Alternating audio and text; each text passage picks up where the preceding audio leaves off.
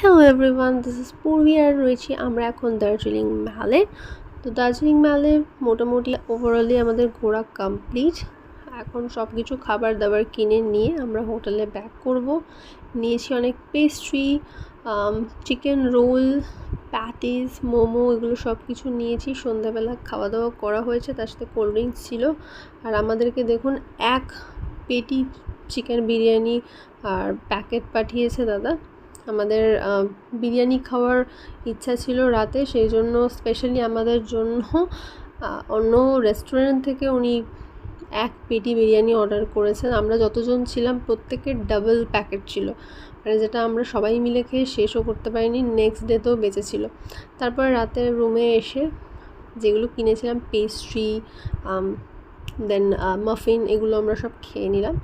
আর next day আজকের বাড়ি যাওয়ার দিন আমাদের এই ট্রিপটা পুরোপুরি কমপ্লিট হয়ে গেল। আর আবার নেক্সট ট্রিপের জন্য অপেক্ষা করতে হবে। এটাই হচ্ছে একটা মন খারাপের দিন।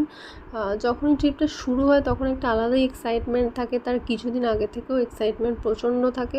বাট যেদিন লাস্ট দিন থাকে আমরা এনজেপিতে ব্যাক করি বা যেখানেই যাই না কেন সেখান থেকে ব্যাক করি, ওখানে মনটা সত্যি খারাপ হয়ে যায়। মনে হয় আবার কবে আসবো, এই পাহাড় ছেড়ে, এই পাহাড়ি রাস্তাগুলো ছেড়ে আমরা আবার বাড়িতে ফিরে যাচ্ছি, আবার ডেলি লাইফের যার যার কাজে ফিরে যেতে হবে।